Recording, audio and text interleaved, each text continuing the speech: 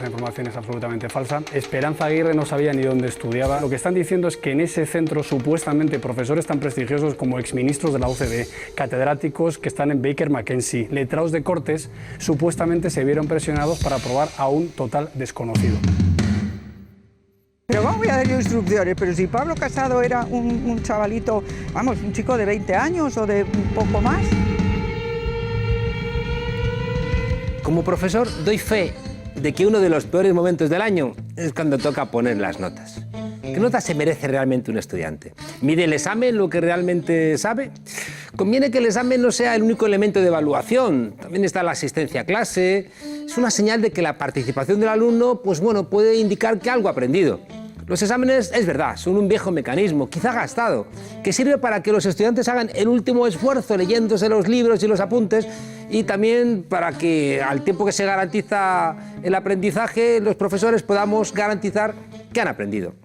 Copiar es hacer trampa, y quien en su desesperación copia se arriesga a ser arrojado a los infiernos, despojado, por supuesto, de cualquier honra.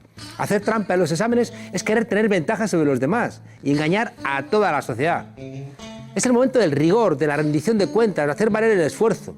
Cuando un alumno aprueba una asignatura, se le está reconociendo de manera oficial que ha cumplido el trámite que correspondía.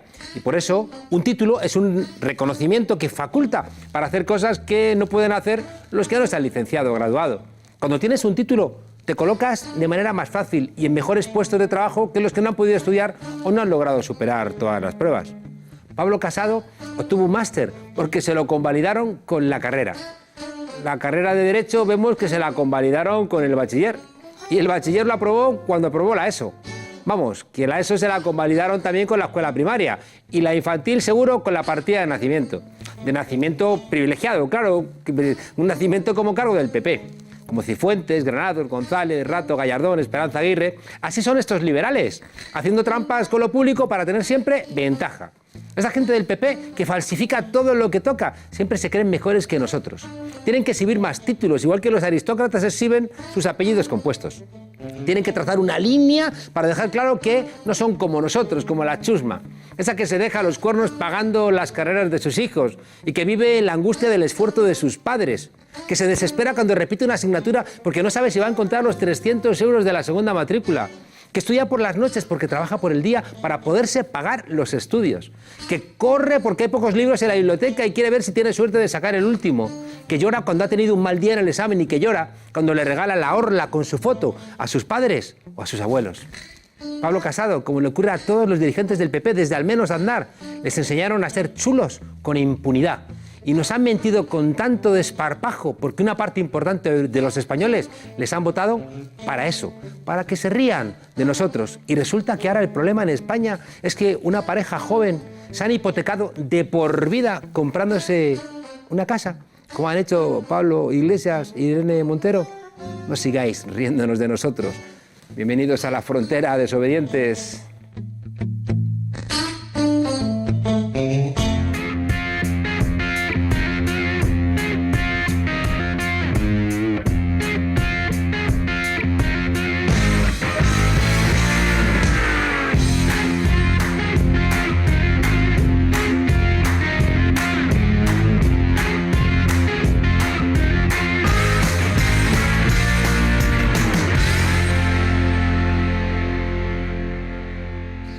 Pasan de largo, estamos olvidados y lo que es peor, atrasados.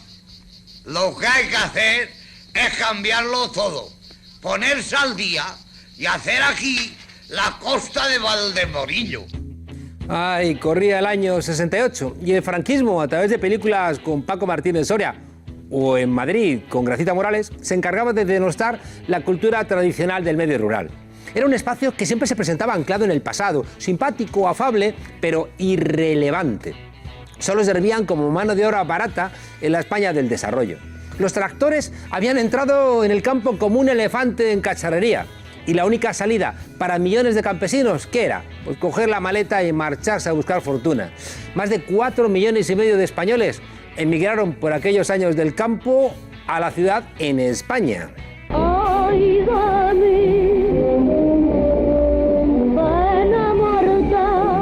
Claro, porque otros se fueron mucho más lejos. Ay, los pueblos se vaciaban al mismo tiempo que los extrarradios de ciudades como Madrid, Barcelona, Bilbao se llenaban de chabolas. Sí, de chabolas. Había un pequeño regalo que los 15 de agosto la gente volvía a las fiestas del pueblo, el Día de la Virgen. Unos a sufrir el bochorno de demostrar que no habían prosperado. Otros más afortunados a producir cierta envidia entre los vecinos con esos coches con los cuales podían llegar, aunque fueran alquilados. La migración campo-ciudad reportó numerosos beneficios para la población urbana. Mano de obra barata, servidumbre doméstica, productos agrícolas a bajo coste. Sin embargo, en el mundo rural supuso un auténtico desastre. ¿Por qué? Porque migraban los individuos más jóvenes y eso hizo que disminuyera la vitalidad de la población, produciendo enormes desequilibrios en la composición de su población por edad, por sexo, por formación. Desde 2012 hay 1000 pueblos en España, 1000 pueblos donde no nace ni un solo niño. La reducción de habitantes provocó a su vez la supresión de servicios públicos imprescindibles. Los pueblos fueron quedándose sin médicos, sin maestras, sin carteros, sin curas, bueno, aunque estos es verdad que suelen ser los últimos en irse, y sin capacidad de presionar para que llegasen los nuevos avances tecnológicos, claro, y así hasta el colapso de hoy. La progresiva despoblación de esa España rural, con su consiguiente degradación, es motivo desde hace muchos años de análisis, diagnósticos, informes universitarios, observatorios de sociología rural, en fin, bla, bla, bla, bla, bla. ¿De qué va a ir hoy el rollo? Lo de siempre. Esta tierra es de migración fuerte. Solo encontraremos niños y viejos. Vale. El tema es fardón. Yo soltaré la parida de costumbre. Abandono secular, estructuras medievales y justiprecio de los productos agrícolas. ¿Y yo? Habrá que pensar un tema adecuado. ¿Por qué no de la equiparación de la mujer? Palabras, palabras y palabras repetidas. La única realidad es que el compromiso de los sucesivos gobiernos con el desarrollo rural pues nunca ha existido. Solo se acuerdan de esta España cada 4 años. Bueno, igual menos si se adelantan las elecciones. Fijaos, las líneas de ferrocarril que unían las comarcas que vertebraban el territorio se han ido desmantelando con la promesa boba del AVE. Un tren carísimo, nada ecológico, que sirve mucho para los ejecutivos y prácticamente nada para vertebrar internamente los territorios. Al tiempo no se destina ni un euro del presupuesto a arreglar unas carreteras secundarias que están cada vez más destrozadas. Luego se escandalizan de que es ahí donde tiene lugar buena parte de los accidentes. La campaña de Rajoy para el mundo rural era una foto en un campo de alcachofas. Claro, y Díaz Cañete, que es un empresario del petróleo y que se monta en un tractor para dárselas de rural. Ahora hemos estado aquí viendo este campo de alcachofas. Bueno, a mí realmente me emociona. Le emocionan las alcachofas. En fin, emociona aún más que todavía hoy, en pleno año 2018. La mayor parte del territorio español no tiene un acceso decente a Internet. Y cuidado, para la gente joven, ¿Internet qué significa? Pues es una herramienta imprescindible para la comunicación, para el emprendimiento empresarial, para acceder a la cultura, también para tener relaciones sociales, claro. Y este abandono en infraestructuras ha acarreado también una precarización de los servicios públicos. Niños que tienen que recorrer todos los días kilómetros y kilómetros para ir al colegio. Un enfermo que tiene el hospital más cercano que a 1 hora de su casa. Vamos, para unas prisas. Y por si esto fuera poco, el Estado lleva décadas impulsando un sistema agroindustrial que promueve las grandes explotaciones en detrimento de las familiares, de las pequeñas explotaciones y de las medianas. Y ocurre en el campo lo que ocurre en las ciudades, claro, como con los grandes centros comerciales. Igual que se abre un Carrefour y se condena, ¿no?, a que cierren los pequeños comerciantes, una macrogranja expulsa a cientos de campesinos y ganaderos. Claro, ese tipo de agricultura, del agrobusiness, es facilitada por la Europa neoliberal y la impulsa la política agraria común. ¿Y aprovechada por quién hasta ahora? Pues para facilitar los grandes negocios. ¿Tiene algún sentido que España se convierta en el país con mayor número de cabezas de porcino por hectárea, con las mayores explotaciones de engorde de porcino? Pues visto en términos económicos o ecológicos, ninguno. Pero claro, como Rajoy no sabe decirle que no a Angela Merkel, pues nos toca. Lo que nadie quiere en Europa, lo que sobra, lo que contamina, pues ¡hala, para España, que aquí en el sur hay sitio! ¿Cuáles son las consecuencias de todo esto? Pues que se crea un espacio rural vacío, en el que la industria minera también puede hacer lo que le dé la gana, si no hay nadie mirando. Y nuestros acuíferos y nuestros bosques pues se condenan, y los recursos vitales como el agua y como el aire, ¡hala, al carajo! Un cheque en blanco a proyectos como la mina de uranio en el campo Charro Salmantino, o la de Feldespato en Ávila, o las de tierras raras para telefonía móvil en La Mancha. ¿A quién beneficia todo ese tipo de desastre medioambiental? Es la España oligárquica y caciquil, que desgraciadamente, desde que habló Costa de ella, no se ha marchado de nuestros campos. Ese corral, Régula. Con cuidado, huele demasiado mal. Sí, señora. A mandar, que para eso estamos. A mandar, que para eso estamos. Más de 4.000 municipios españoles sufren problemas de despoblación y 1.840 pueblos están considerados en riesgo de extinción. Los distintos gobiernos, tanto autonómicos como estatales, sueñan con sus Disneylandias particulares, quiero decir, con las diputaciones. Y cuidado, siempre decimos que son pues como el Senado, ¿no? Un cementerio de elefantes donde pasar tus últimos días en la política, ya. Quizá tapando algún escándalo de corrupción que te ha obligado a pasar a segundo plano. Pero cuidado, que cuando tienen que activar el Senado, cuando tienen que activar las diputaciones, vaya si funcionan, ¿no? Ay, todavía estamos a tiempo de salvar todas estas zonas rurales. Estas fábricas de elementos imprescindibles para la vida. El agua, la calidad del aire, las energías limpias, alimentos que sean simplemente saludables, hombre, y que los tomates sepan a tomate. Ay, claro que hay en el mundo rural experiencias maravillosas que pueden ayudarnos a hacer la democracia mucho más decente. El campo y la ciudad deben dejar de darse la espalda. Tienen que pensarse en común los territorios y los recursos naturales que tanto necesitamos los urbanitas y también la gente que vive en los pueblos. Lo primero es paliar la despoblación. Sin gente no es posible el impulso que necesita el mundo rural. Y por ello la lucha contra la despoblación es clave. Es imprescindible garantizar, para que no se despueblen en estas zonas, servicios sociales de calidad, educación y sanidad.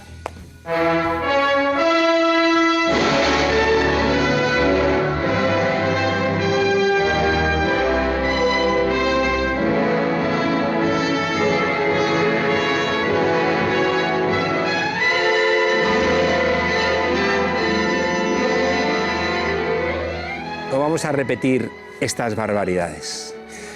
Y otras medidas de choque serían la adopción de medidas fiscales y bancos de tierra que favorecieran la repoblación rural con la mejora de comunicaciones y el acceso a Internet. Planificando con las distintas administraciones programas de políticas sociales, inversiones públicas.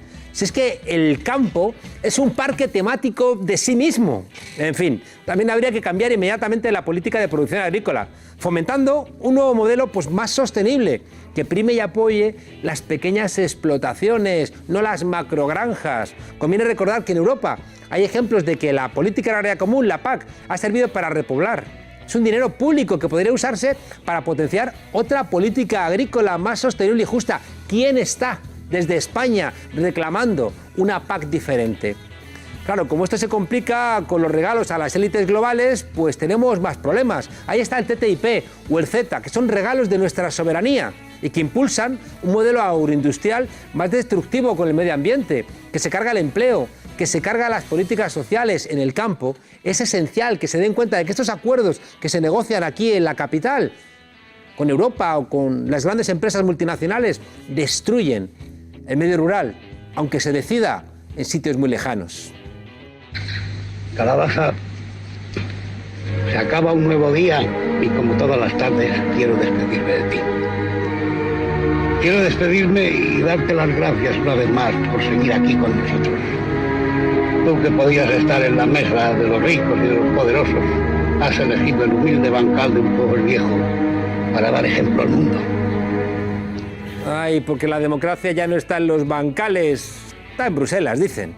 En este nuevo modelo de desarrollo sostenible del medio rural se vuelve primordial promover el papel de la mujer desde una perspectiva igualitaria, porque también estamos hablando de mujeres campesinas, ganaderas, las mujeres rurales. ¿Por qué no pueden estas mujeres ser punteras en desarrollo tecnológico?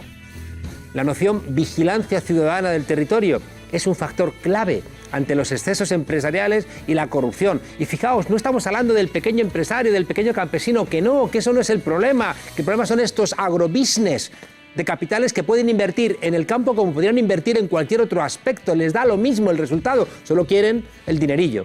Estamos obligados a la fiscalización de la gestión de nuestros recursos naturales, de nuestros bienes comunes. Estamos obligados a pensar todo esto como un patrimonio público del conjunto del país. Claro que hay futuro para el campo español, legislando, gestionando, dinamizando, innovando, viviendo y soñando con un mundo rural vivo, y solamente así podremos revitalizar ese medio que es imprescindible e indispensable.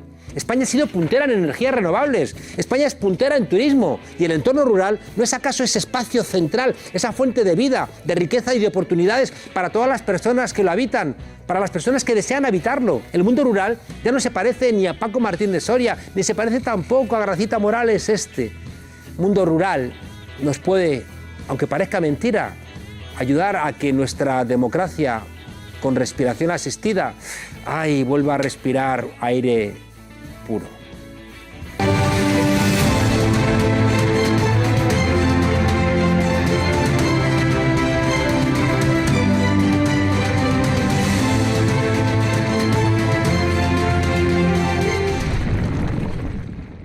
Aquí debería haber niños jugando.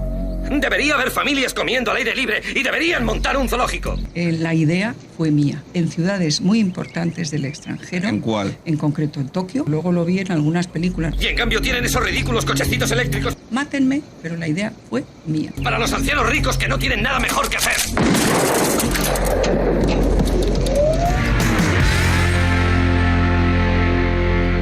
Los pueblos de España se desangran, se despueblan, se desmoronan. Cada vez se ven más anuncios de pueblos que ofrecen casa y trabajo para no morirse, que necesitan gente para que no les cierren las escuelas o los centros de salud. Al mismo tiempo, muchos habitantes de las grandes urbes mueren en sus sueños por una vida un poquito más plácida, más calmada, más natural. En uno de esos pueblos sueñan con otro modo de vida, pero sospechan que no es fácil.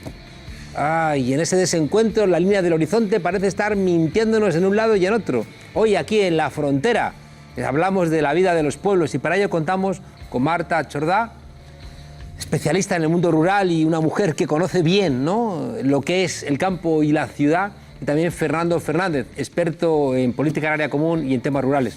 Buenas noches. Buenas noches. Muchas gracias por estar aquí en La Frontera. A ti por invitarnos. Estamos aquí en este espacio, ¿no? Como que sí, que no, que no. Oye, ¿se parece el mundo rural a de esas películas, como decíamos, de Paco Martínez Soria y esa mujer que viene aquí a servir a la ciudad como Gracita Morales? No se parece mucho ahora. Sí que yo creo que la imagen que se presentó durante el franquismo del mundo rural era bastante acertada, en tanto en cuanto supo mover esa sensibilidad rural, supo atrapar esa autoestima rural y en poco tiempo cambiar esos paradigmas de vida ancestral por una nueva vida urbana. Yo creo que antes lo has explicado muy bien. El primer éxodo que se produce es el de las mujeres a finales del siglo XIX, que es la que abre la puerta a esa desestructuración de lo que había sido el campo español.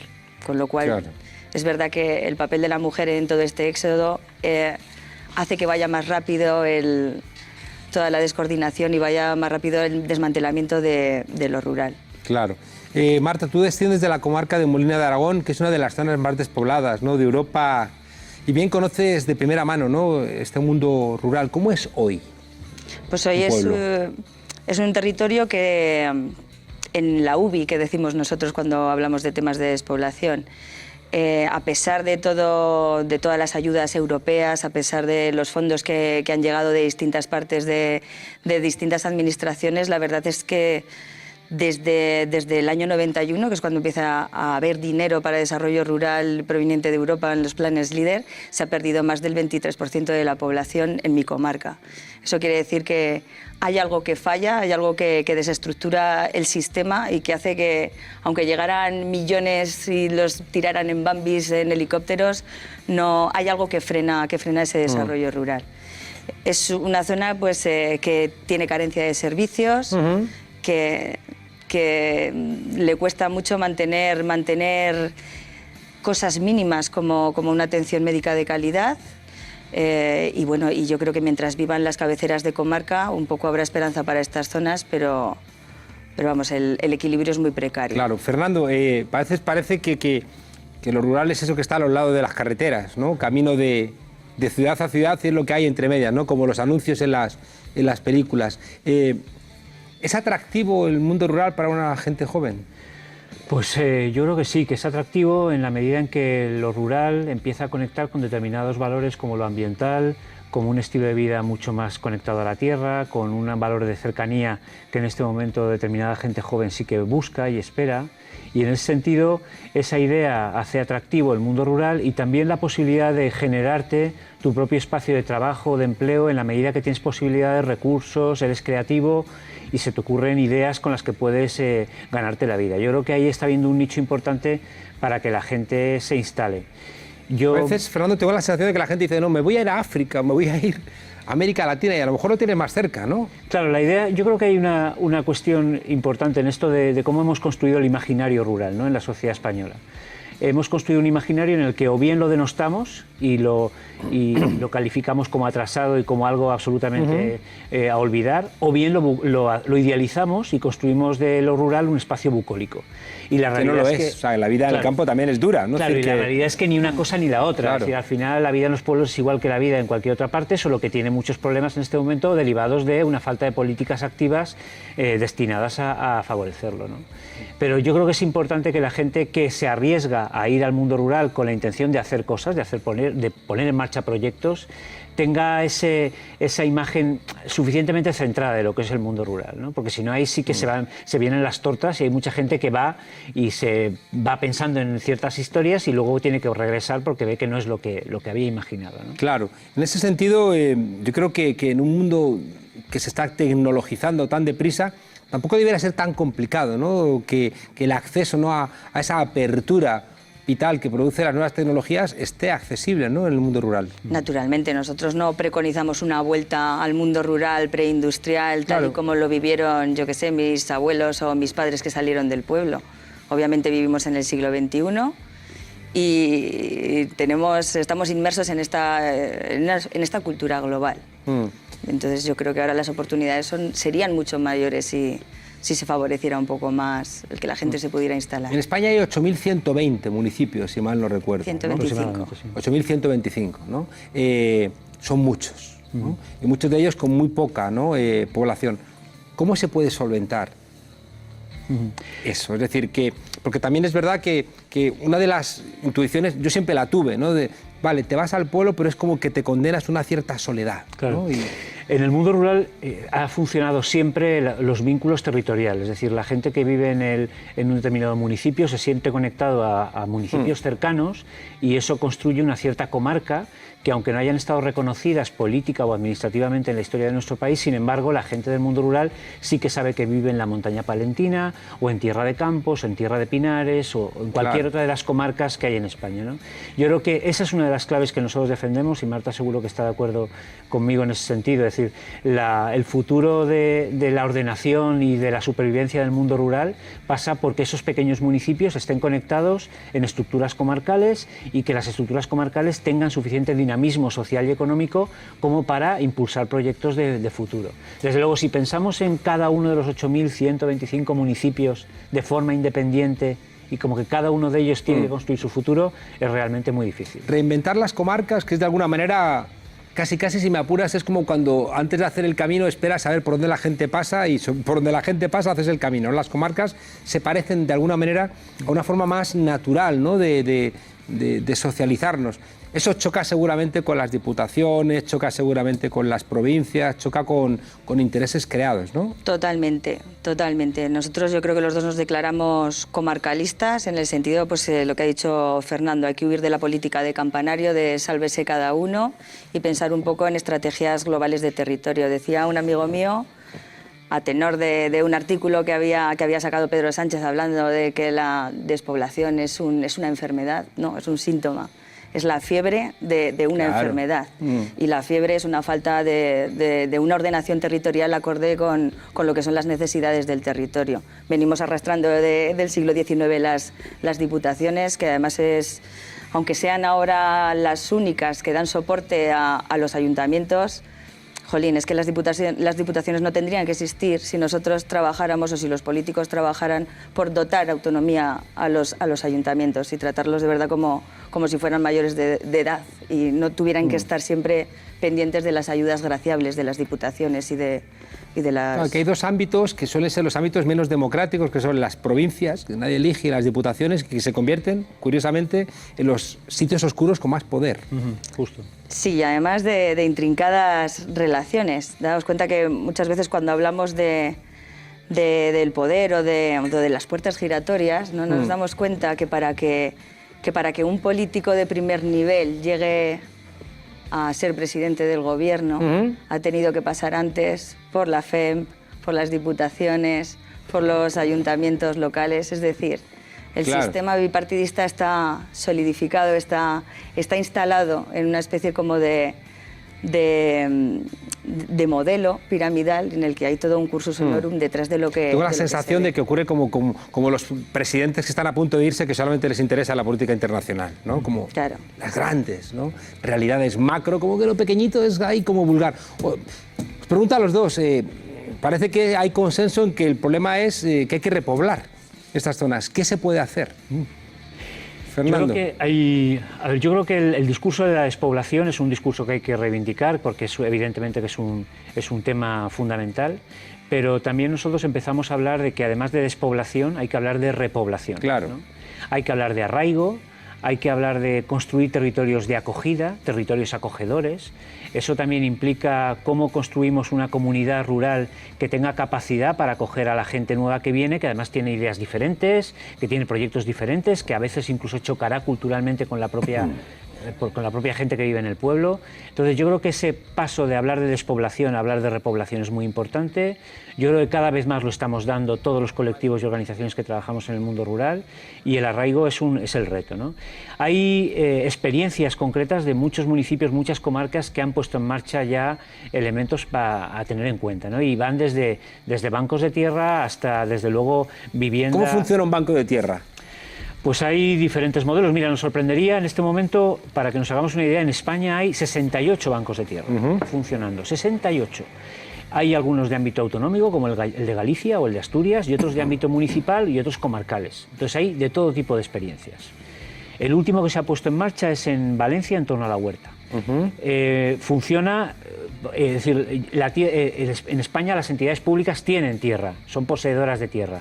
Y un banco de tierras normalmente empieza poniendo a disposición las tierras que son públicas, porque es lo más fácil, lo que se puede hacer. Y a partir de ahí generas la confianza suficiente en los propietarios que abandonaron sus tierras hace años y que ya no cultivan, y que abocando un poco a eso, les pides que cedan sus tierras para tú poderlas poner en funcionamiento con gente joven que quiera iniciar proyectos, ¿no?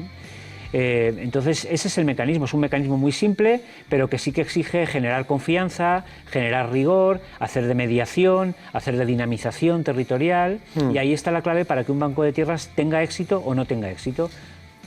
Quiero insistir, ¿no? Porque claro, en un mundo hiperconsumista, ¿no? Donde constantemente te están ofreciendo reclamos, ¿no? Que solamente parecen existir en ese gran centro comercial, ¿no? Reclamos de todo tipo, de consumir sexo, de consumir ocio, de consumir nuevas tecnologías, de consumir cosas que de alguna manera alimentan tu yo, ¿no? Claro, si tú no construyes la posibilidad de darle sentido a ese mundo que no está tan emparentado con ese hiperconsumismo, pues deja de ser atractivo, ¿no? El mundo rural.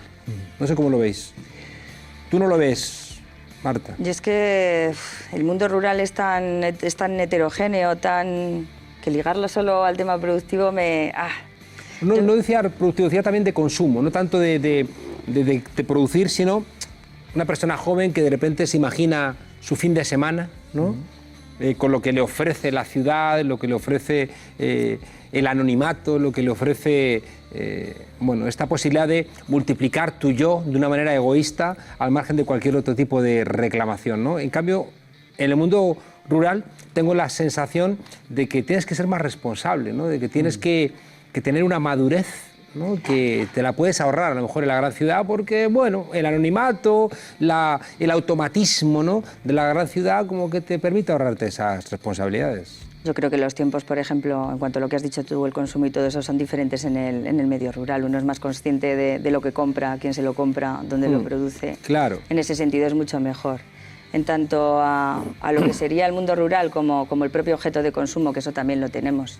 Cuando vienen a nuestros pueblos, pues en verano, toda la gente, pues que hijos de aquellos que se fueron, nietos de aquellos que se fueron, a veces se producen choques, porque una persona que está acostumbrada a demandar algo y que se te sirva, no entiende a veces los ritmos, o no entiende a veces lo que es consumir en otro medio que no es el suyo. Yo creo que hay una cosa que decías que es interesante, ¿no? Es decir, el cómo percibimos a veces los valores que en la convivencia, en la realidad social, ¿no? Es decir, el anonimato puede ser un valor para la gente de la ciudad y en el medio rural, desde luego, se pierde porque somos poblaciones muy pequeñas y al final nos conocemos todos y todos sabemos de todo, ¿no? Pero yo creo que ese mismo elemento de la falta de anonimato, del hecho de que tú seas conocido por todo el mundo, también tiene elementos positivos. Tiene su ventaja. Tiene sus ventajas en el sentido de que todo el mundo se preocupa un poco por lo que te está sucediendo, ¿no? En los últimos 10 años, estoy pensando en las mujeres que tienen hijos, a veces las dificultades que hay en la gran ciudad, ¿no?, para encontrar esa solidaridad, y que seguramente sería mucho más sencillo si no existiera, ¿no?, esa red trenzada en zonas rurales. Se ha perdido casi el 20% de la tierra agrícola en los últimos 10 años. ¿Quién se está quedando de las tierras de los pueblos? Pues mira, la pérdida de superficie agraria útil, que es tremenda, son unas 600 hectáreas por día. Es decir, es un problema, además, sobre todo medioambiental. Es decir, hoy en día el suelo fértil es el que más absorbe gases de efecto invernadero, y eso es importante, ¿no? ¿Cómo se pierde superficie agraria útil? Se pierde superficie agraria útil por el cambio de usos del suelo, a procesos de urbanización, de industrialización, a grandes infraestructuras energéticas, a autovías, a grandes vías de transporte, también simplemente por el abandono de la tierra agrícola. Es decir, todo eso es lo que va haciendo que se pierda superficie agraria útil. A veces la gente que está un poquito alejada de lo que son las dinámicas ambientales, las dinámicas de producción, piensa que el abandonar un suelo agrícola y dejar que ahí crezca el matorral es más favorable ambientalmente que no hacerlo, y sin embargo es lo contrario. Claro. Es decir, la matorralización no es beneficioso para el medio ambiente, es mucho más biodiverso una tierra cultivada y mantenida que simplemente una tierra que dejas abandonada.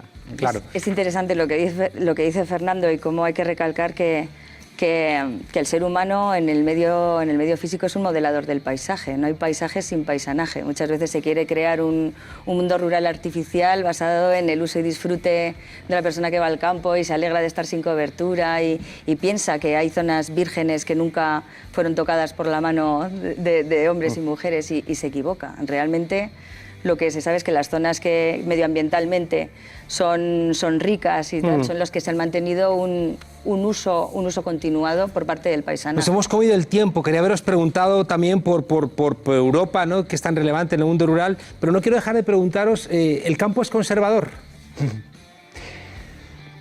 Te responde tú y luego respondo yo. O si quieres, la pregunta más directa, ¿hay una lepenización del campo? Es decir, hay una alimentación de posiciones de extrema derecha en el campo. Sí. ¿Por qué? Pues no lo sé, yo supongo que porque es conservador el campo, pues no lo sé, es que igual tampoco los partidos realmente de izquierdas innovadores han sabido mover o han tienen que hacerse más rurales los partidos de izquierda, Podemos. Luego, sí, tienen que ruralizar bastante el discurso, tienen que darse cuenta de que España es rural y el habitante de lo rural muchas veces lo que le llegan son noticias de la tele, de los grandes medios que desde luego no se corresponden a veces con la realidad, pero es la información que tienen ellos y, claro, lo que piensan. Y bueno... Hay un proceso yo creo que de autodefensa. Sí, de autodefensa, claro, sí. El proceso de conservadurismo en el campo es un proceso de autodefensa, es decir, me siento que me marginan, me aíslan, me rechazan y yo me protejo exaltando mis valores más identitarios y enfrentándolos a los del resto. Claro, pero al final Rajoy, que es responsable de este deterioro del campo, se hace una foto en un campo de alcachofas y ya está, ya con eso cumplido. Un poco insultante. Claro. Sí. Al final la que se ceba en ese proceso son los partidos de derechas, obviamente, es decir, que conectan con ese sentimiento identitario construido sobre imágenes que tampoco son muy extendidas, pero que efectivamente sirven para autoafirmarse. Claro. En fin, mucho por hacer en el campo, el envejecimiento, la despoblación, utilizar el campo un discurso, pero después venderlo a las grandes multinacionales. Cuando se entrega la soberanía de España, se está entregando a la soberanía de las zonas rurales. Por tanto, ojalá los partidos políticos, es verdad, ¿no?, que la izquierda nació más, ¿no?, en referencias pues, industriales, fabriles, urbanas. Ojalá entendamos, ¿no?, que en el campo hay todavía mucho por hacer. Nunca es tarde. Nunca es tarde. Marta, Fernando, muchísimas gracias por estar aquí con nosotros. Y tú, Lolo, échanos una cortinilla rural.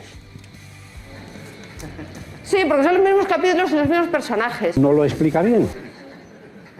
Sí, porque son los mismos capítulos y los mismos personajes. ¿No lo explica bien? O sea, lo explica como embarullado, lo explica mal. Sí, porque son los mismos capítulos y los mismos personajes.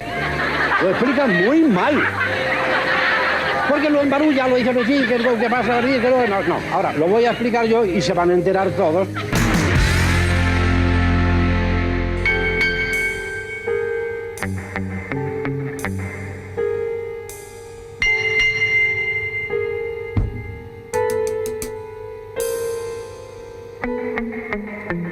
En los bajos fondos se mueve tradicionalmente la delincuencia. La noche para los lobos. Pero es en las cloacas donde encontramos el mayor nivel de corrupción institucional. Cloacas vinculadas al Estado. Ya dijo Felipe González hace tiempo que el Estado de Derecho también se defendía en las alcantarillas. Y Leguina dijo amén. También es necesario que haya gente que se ponga el mono de trabajo para que nos cuente qué tipo de ratas andan por ahí circulando. Y por eso hoy tenemos la fortuna de contar con el periodista Carlos Enrique Bayo, que no hace nada más que recibir premios y premios y premios por su documental. Carlos. ¿Qué tal? Buenas noches. Otro premio, ¿no? Sí, bueno, nos han dado el premio Prodox al mejor documental del año por las cloacas de interior, precisamente. Oye, Carlos, otro que le han dado un premio es a Billy el Niño por torturar, ¿no? Pero se lo dieron hace muchos años. Sí, en 1977 Antonio González Pacheco recibió la medalla al mérito policial y por ello cobra un 15% más de pensión vitalicia. ¿Por qué se mantiene? No solo la pensión, cobró un 15% más de salario desde entonces y ahora, claro, cobra la pensión máxima incrementada en un 15% porque se recompensó su labor como torturador del franquismo. Y no tiene mucho sentido, ¿no?, que un gobierno democrático en 2018 mantenga, ¿no?, una suerte de recompensa a un torturador. Eso es que además estaba oculto, o sea, estaba precisamente en las cloacas, en las alcantarillas. Si no llega a ser que porque la Asociación para la Recuperación de la Memoria Histórica hace una pregunta sobre el tema al Ministerio del Interior, no nos enteramos hace unos pocos días, cuando se van a cumplir 41 años ya de que le concedieran esa medalla con distintivo rojo al mérito policial. Nunca mejor dicho lo de distintivo rojo para un torturador que además se ensañaba más con las mujeres. Sí, sí. Entonces nos hemos enterado ahora.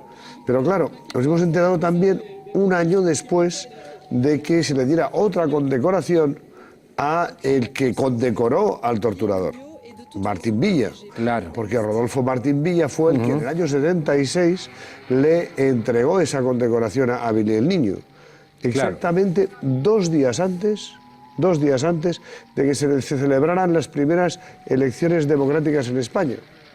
Y precisamente hace un año, se va a cumplir ahora, el rey Felipe VI condecoraba a Rodolfo Martín Villa por haber pertenecido al primer Congreso Constituyente en las Cortes Generales, justo con el motivo del 40 aniversario de esas elecciones generales. Es decir, 40 años y 2 días después de que Rodolfo Martín Villa, responsable de la matanza de Vitoria, donde murieron 5 obreros y otros 150 resultaron heridos a tiros en la última gran represión del posfranquismo, porque era el año 76, pues justo 40 años y 2 días después, el rey Felipe VI condecoraba al responsable de esa matanza de obreros en Vitoria, que a su vez había condecorado al torturador máximo del franquismo. Las elecciones del 77, donde no se pudieron presentar partidos que se llamaran republicanos, estaba prohibido. Por supuesto. Y donde el rey pudo nombrar por la patilla a 41 senadores reales.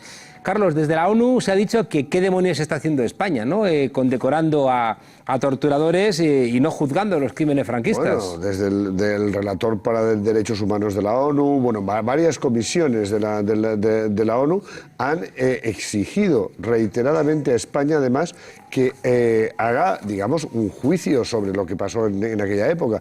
Porque además estamos como alabando una ley de amnistía que se aprueba en esos mismos años, que supuestamente era para liberar de la cárcel a los represaliados políticos de la dictadura, pero en la que se amparan, es la coartada que escogen los jueces, los tribunales, todavía hoy, para decir que a Billy el Niño, un torturador, no se le puede perseguir porque sus crímenes están prescritos por la amnistía del 77. Perdonados por la amnistía. ¿Pero por qué?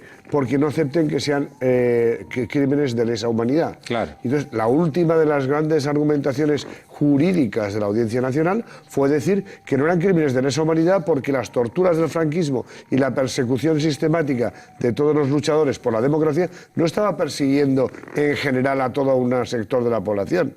¿Ah, no? Desobedientes.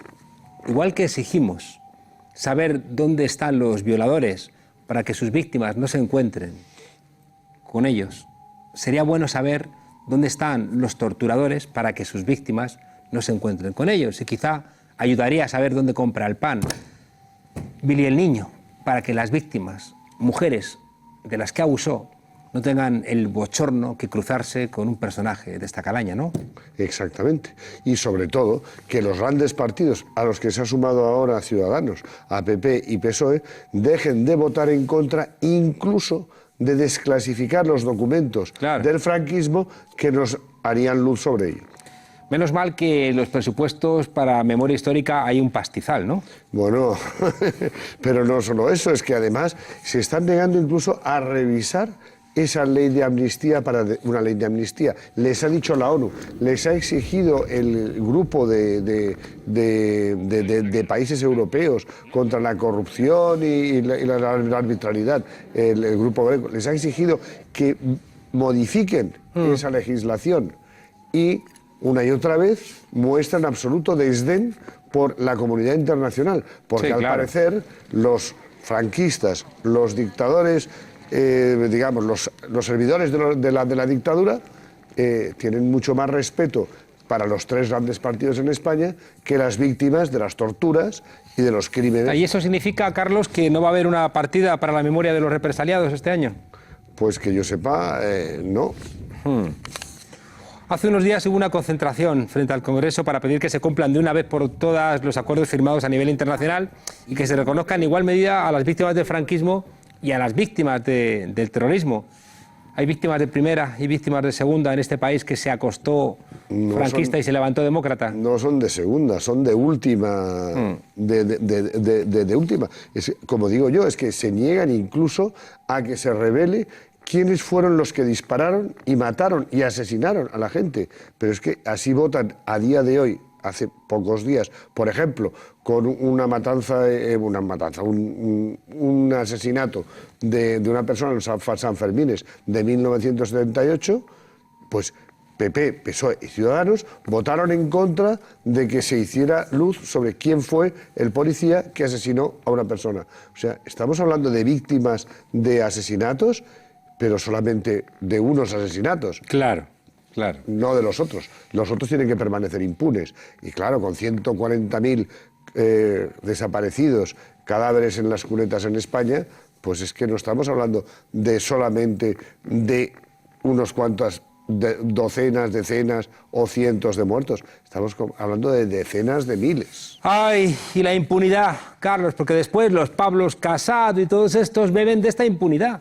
Si es que no nos cansamos de decir que cuando vemos un escándalo judicial, un escándalo en los políticos, un escándalo en los cuerpos y fuerzas de seguridad, es por esa impunidad que arrastramos. Y por eso el portavoz del PP en el Congreso, Rafael Hernando, incluso dice que los que somos hijos o nietos de las víctimas de la dictadura fascista, solo nos acordamos de nuestros antecesores cuando hay alguna subvención, pero si no hay ninguna. Yeah.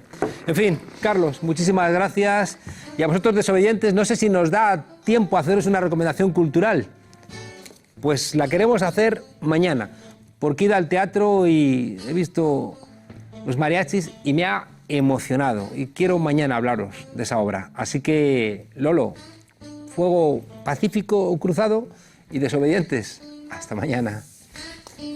Primera pregunta, 100 euros en juego, que llega para las llaves del piso. Según el refranero popular, quien avisa a Mari Carmen no es traidor. Gracias por no insistir. ¿Qué hace un golfista? Amigos, cualquier cosa. Yo también lo he leído. ¿Qué seña se utiliza en mus para indicar duples? Porque yo vengo aquí a dar mis opiniones, no a comentar lo que dicen los demás. Poneme bien la corbata. Mira. ¿Cómo? Yo de mi familia no hablo nunca.